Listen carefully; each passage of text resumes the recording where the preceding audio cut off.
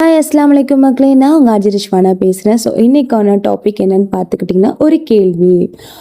ஒரு அம்மாவும் பொண்ணும் பேசிகிட்டு இருந்தாங்க. அப்போ பொண்ணு திடீர்னு ஒரு கேள்வி கேட்டால், நீங்கள் பட்ட கஷ்டத்தை உங்கள் மகளும் படணும்னு உண்மையாகவே ஆசைப்பட்றீங்களா அப்படின்னு கேட்டால், அதுக்கு அம்மா பதில் சொல்கிறாங்க, நான் இப்படி தான் வாழ்ந்தேன், நீயும் இப்படி தான் வாழணும் அப்படிங்கிற ஒரு வாக்கியம் ஒரு பெண்ணோட கனவுகளை புதைச்சிருக்கு.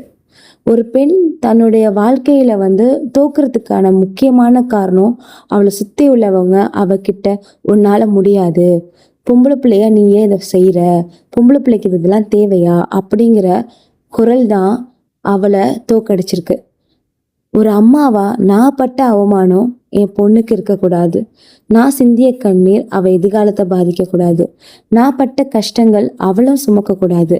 அதுக்கு பதிலாக நான் வாழ முடியாத வாழ்க்கைய நீ வாழணும், நான் பறக்க முடியல ஆனா உன் சிறகை நான் பிடிக்க மாட்டேன் அப்படிங்கிறது தான். ஏன்னா ஒரு தாயின் உண்மையான வெற்றி தன் மகள் தன்னை விட உயரமாக பறப்பதை பார்த்து பெருமைப்படுவதில் தான் இருக்கிறது.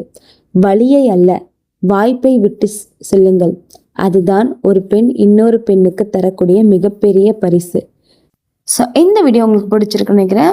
நெக்ஸ்ட் வீடியோவில் பார்க்கலாம். அஸ்ஸலாமு அலைக்கும்.